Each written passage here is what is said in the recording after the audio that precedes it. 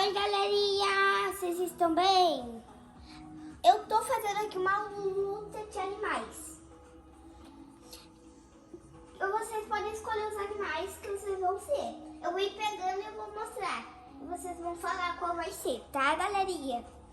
Começando com eles, o número 1. Vocês vão ser qual? Escorpião ou dragão? Vocês escolheram o dragão, até que foi uma escolha boa. O escorpião, até que foi bom também. E daí começa, o escorpião tenta bater no dragão, mas aí o dragão pega ele e morde ele, arranha ele, bate nele. E o escorpião daí agarra nele, pega nele, joga o dragão, que daí coloca o veneno nele e fica um pouquinho mal. E daí o dragão bate nele e sai o dragão voando. E daí o dragão ganhou! Agora quem vocês escolheram, o escorpião ou o dragão? Vocês ganharam o dragão. Então vamos deixar o escorpião aqui.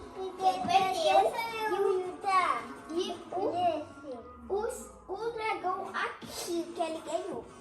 Agora o Gui vai apresentar. Gui, vai. Fala o número 2, vai. Não, esses dois. E ele vai dar assim. E vai falar o número 2. Esse é o número 2, tá, galerinha? Tá. Esse é o... Qual bate primeiro? Esse. O cachorro? Então ele bate. Aonde? Onde ele bate? Aqui. Você tem que mostrar na câmera, Gui. Aqui. Ele bate na barriga. E daí a zebra, o que ele faz? Dá um coche. Aonde? Aqui. Na barriga, lembra? E daí agora? Quem bate agora? Quem vai ganhar? Ah, esqueci de falar uma coisa. Vocês escolheram a zebra ou o cachorro? Vocês escolheram o cachorro, foi até que bom. E a zebra foi bom também. E quem ganhou aqui? O cachorro. O cachorro ganhou? Então, deixa a zebra pra lá. Que aqui ela perdeu. Quem ganhou fica aqui. Agora eu vou. Já terminou essa fileira. Eu acho que essa parte a gente vai terminar no próximo vídeo, tá, galerinha? Eu só vai terminar essa, desejo ganha, tá? Vocês vão escolher qual? Urso panda ou onça? Até que foi bom o urso panda, porque ele é um urso. E eu acho que uma chita ou uma onça. Não sei, foi bom também.